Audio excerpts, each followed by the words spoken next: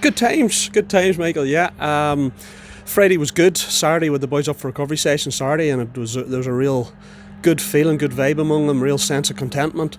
And then back up Monday evening where we done a bit of video work and a wee bit more recovery work, a wee bit out in the field as well. And there definitely was a sense of Monday evening off, right, draw a line onto that, let's move on. And whilst a sense of accomplishment, it's as if, there definitely was an air of we've still more to give, and let's go and attack this game this weekend, So there's not a lot you can do in the training field between, because the games are coming so thick and fast. Picked up a few injuries.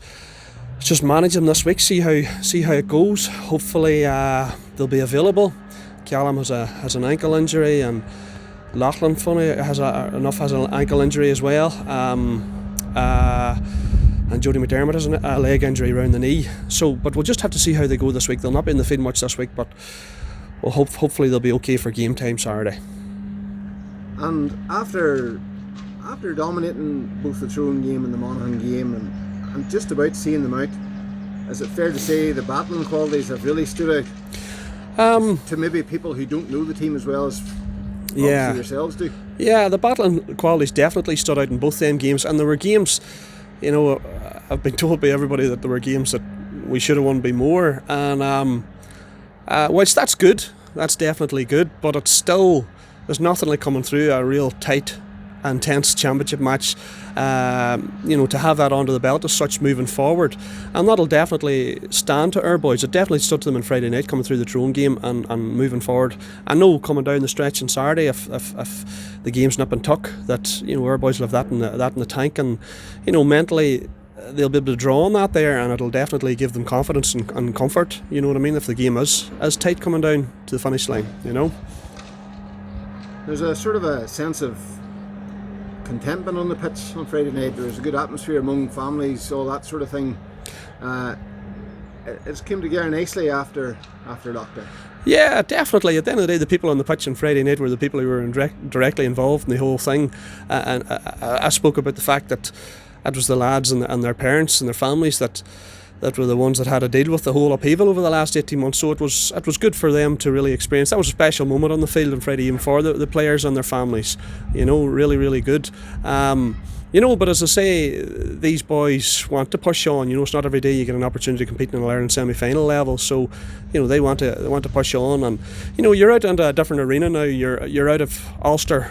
Almost tribal football where everybody knows everybody else. You're going into a new arena where you're playing against a group of players and a team that you don't know a lot about, and in some ways that's good. You know what I mean? It takes a bit of the shackles off us. Such people have talked about this team having won under 15, under 16, and in my opinion that's by the by, because I don't think it's any relevance at all to county minor football. But still, for players of that age to be hearing them things definitely puts a wee bit of pressure on their shoulders.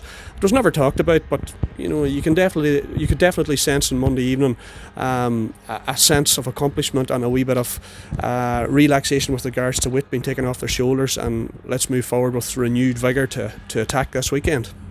So you sense that the players felt that pressure of winning the two tournaments? Yeah, well, as I said, it was never talked about, but everywhere you looked, it was mentioned, and that does subconsciously has to for lads that age, put a bit of pressure on. It has to, you know what I mean? But they've dealt with it, you know what I mean? They have that accomplished now, so they can move on and attack this game.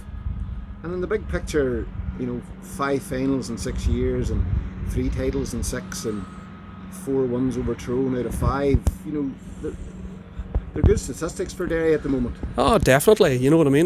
Bearing in mind Tyrone were so much a force at minor level for such a long time. Yeah, and full credit to Paddy Campbell, Damien McMullan, the work they've done with minor teams over the past number of years. Their record was outstanding, and obviously the work in the clubs and the schools are always competitive as well. So I suppose it gives everybody a wee bit of renewed confidence, a wee bit of renewed vigour that, you know what I mean, as I say, possibly at senior level been in the doldrums this past while, but we have a group of players coming up now that don't have any sense of that we're not as good as Tyrone, or inferiority complex or whatever, because they've beaten the Tyrones of this world, and they've competed at the highest level in Ulster. So that all has to be good moving into under 20 and senior level. And finally, just touching on Meath and doing a wee bit of research, it looked as if they're a pretty formidable outfit.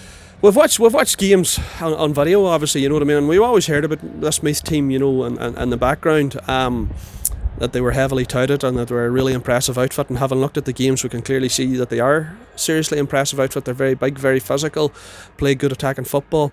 Their captain, Owen Freehan at full forward, looks a real handful, and it's a day that you would have been calling for Sean Deehan. He would have been a perfect matchup for Owen Freehan, but sadly Sean's not available.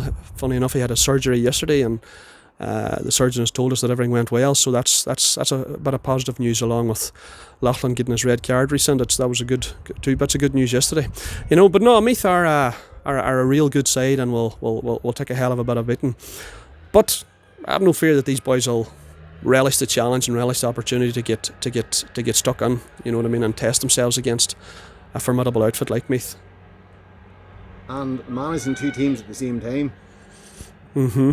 Yeah. Where do you get the time? A rare Wednesday off? Well, we're out every night this week with, as I say, last year's minors on Monday, with this year's minors last night, with last year's tonight, we have this year's minors tomorrow night, and then we'll get to the under 20 game on Friday night.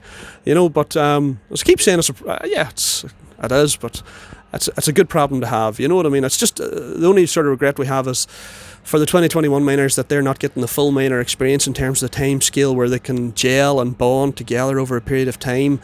But it's the same for everybody, so we just have to try and make the most of it with them lads as well. You haven't had much time to watch the Euros then? Euros? What's the Euros?